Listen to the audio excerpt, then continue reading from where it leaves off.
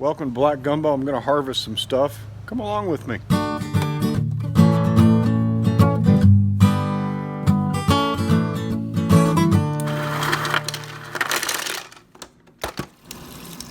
Gotta stay hydrated these days. It's hot. Corn's blowing in the wind. I guess that's knee high on the 4th of July. It's about 3 or 4 knees high. Yeah, so the corn's looking good. The beans are growing up in there, and I see no amino pyrrolid damage in my beans at all. Over here, these RDBs, Ronde de Bordeaux, have been ripening very quickly, very early. Very beautiful fig, aren't they? This is harvest. These are nice and floppy. And that's how you know they're ready to pick. They will be juicy on the inside. And I'll show you.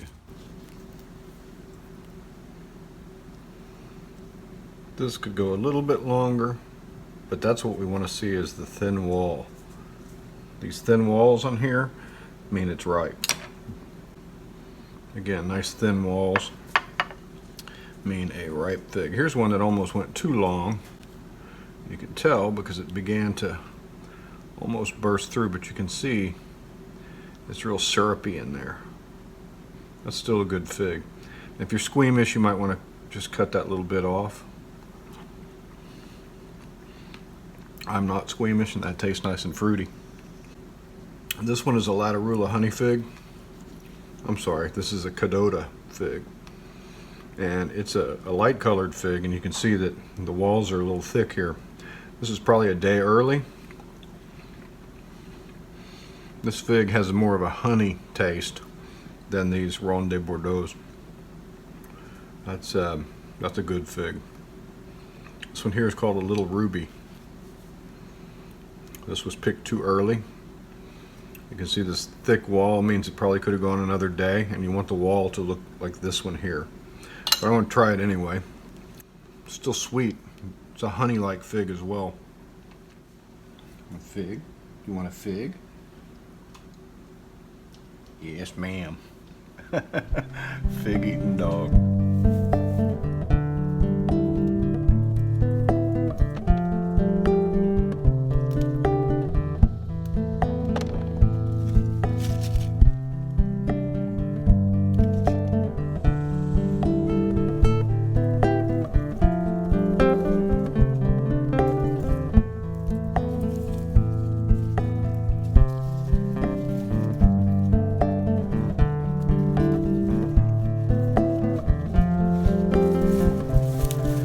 Yeah, it's almost time to make pickles again, huh? I've been picking a lot of these yard-long beans, and as you pick them, they put on a lot more. I like them when they're skinny like this, when they're nice and thin. They make good stir fry. And there's a lot of them in here, and they get really long, and because they're long, you don't need a whole lot of beans to make a meal. And I've got a couple of green varieties in here. My dark ones didn't take off this year. But yeah, they've been putting on a lot of beans. Been growing a lot of food. These are also called asparagus beans. That's about 1 serving, maybe 2 right there. But this is the third harvest of beans that size that I've pulled off of those plants, and they're producing even more now. So these make a nice stir-fried bean. I really enjoy those. About 98. Been worse. That's about ready. There's one we can add. Should be enough. I'm actually going to have a couple of zucchinis in here for a change. I got too many cucumbers to know what to do with. These tomatoes are looking really sad, but they just keep on producing these Juliettes. I don't really like these too much, but they're okay in a stir fry. So grab a few of these. And I better put some water on these plants. It's the container plants that suffer the most in summer. Unfortunately, the ones that are in direct sunlight, like that guy over there, they manage, but you got to stay on top of them if there's no rain. But this time of day, everybody looks droopy. Plants are conserving. The reason they look droopy like that, and let me show you some others that do. Cucumbers do this. All the cucurbita family does it.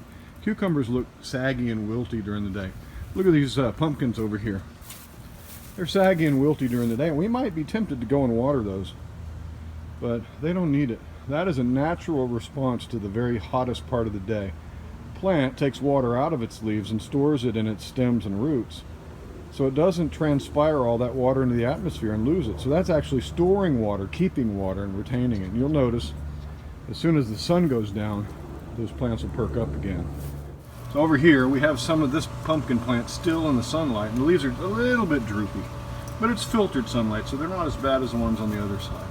But these that are here in the shade here have perked up again, and that's just what they do. They tend to perk up. Now this plant's been, man, this plant has had so many problems with the borers, but it's still going. It's rooting along its vine. It's putting down roots along the nodes on its vines, and that's keeping this plant alive, so that it can lose leaves back here to the vine borers and keep growing. So hopefully we'll get some pumpkins. There's a few blossoms down there. I don't know if there's any female blossoms down here. Those are all males. Okay, so this is literally an hour after I filmed these guys drooping, and the sun has gone down enough that you can see there's just filtered light on them. And then, man, they've perked up, and look at that. That's a beautiful leaf, isn't that? That's a gorgeous leaf. They're nice and taut. So that's the natural response of these cucurbits. You can see also the sun is low in the sky now, and all the leaves have perked up. It's not blazing hot out here anymore. It's actually kind of comfortable. And so all these leaves have become lively again. And so has Phoebe. What is it? Take a look at that. We can get some eggplant after all. I was wondering the other day if these were fertilized or pollinated, and sure enough, got some Black Beauty eggplants coming in. I also wanted to show you my grapes. They're starting to put some color on. These are, what are these? These are Cowart grapes. These are a dark grape. And these will darken up and get a little bit bigger than that. And we've got quite a bit of them on here. They're all starting to put on some color. But yeah, these guys, these muscadine grapes, the wild Mustang grapes in our area and the wild muscadines are already ripe, but a true muscadine takes a little longer than the wild ones. Now you might be tempted to pull that off and try it, but it won't be very good. You got to let these get ripe. I have a lot of bell peppers too. I'm not harvesting those just yet. I don't really harvest these until I need them. Over here we got some ancho peppers. They're coming in heavily too. Again, I don't harvest until I need them or until they get dark like that. I like to grill those on the grill and then put them on a hamburger. Good stuff. Now here's what you don't want to see. People call these stink bugs. Let's see if I can scare them back around. These are leaf-footed bugs, and they're no good. They like to hang out on tomatoes and on fruits and stuff. But yeah, I actually don't like these tomatoes very much, but I'll use them when I stir fry, just to make good use of them. Now this is my parsley. I had a bunch of. What kind of caterpillar is that? That does not look like a friendly little caterpillar. Look at that guy. But I did have some cool caterpillars in here. I had some swallowtail butterfly caterpillars in my parsley that was over here. Let me show you. I let them have it. I let them eat the whole thing, and they munched it all the way down to nothing. But you can see, since these parsleys have a root, they've grown back. Now the caterpillars are gone, but you can see they munched everything down to virtually nothing. This guy's going away because that's a moth caterpillar, and I don't like moths. I haven't harvested any of these cayenne peppers yet, but when they turn red, I'm going to harvest them, and we're going to grind them up and make cayenne peppers. I have been harvesting my jalapenos, although I leave the jalapenos till they get red sometimes. I harvested a few of them today. You can see here a future project. I've got 3 barrels that I'm going to use to collect rainwater. That's an upcoming project as the growing season kind of gets into the summer doldrums. I'm going to use that time to prepare a rainwater collection system. What'd you find down here, Phoebe, huh? What are you barking? On this day's edition of What's in the Compost, we have a bunch of shredded paper. That is a bunch of old books. A bunch of old children's Jesus storybooks that I didn't like. I don't like the way they portrayed Jesus in that book and in that series. You may have seen them if you've been in a doctor's office in the 70s.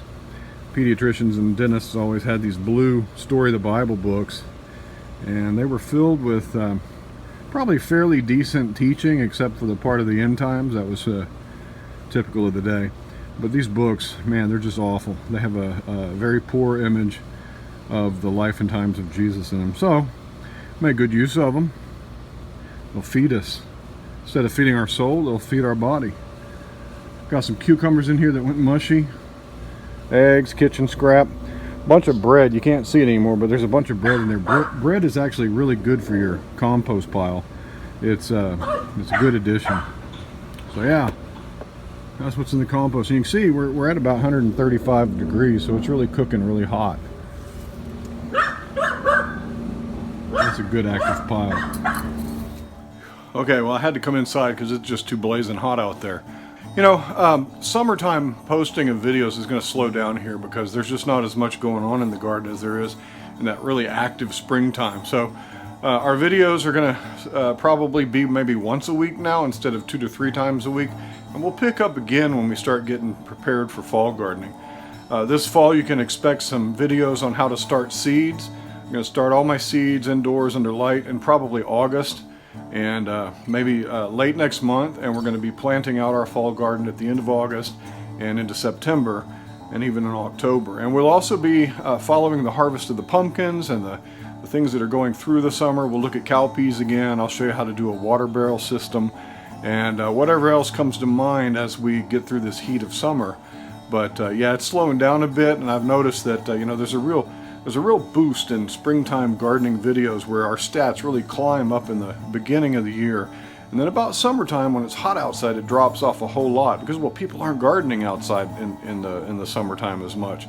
It's hot, I get chewed up with mosquitoes out there, and it's just no fun. So yeah, we'll slow down a bit, maybe do some cooking videos and some how to prepare stuff videos. If you have any suggestions, please leave them in the comments. I'd love to hear what you'd like to hear. And I'd love to help out if I can. But I really appreciate you joining us on Black Gumbo Southern Gardening. Please subscribe to our channel if you haven't already, and like us on Facebook and Instagram. Y'all take care. We'll talk to you next time. Bye-bye.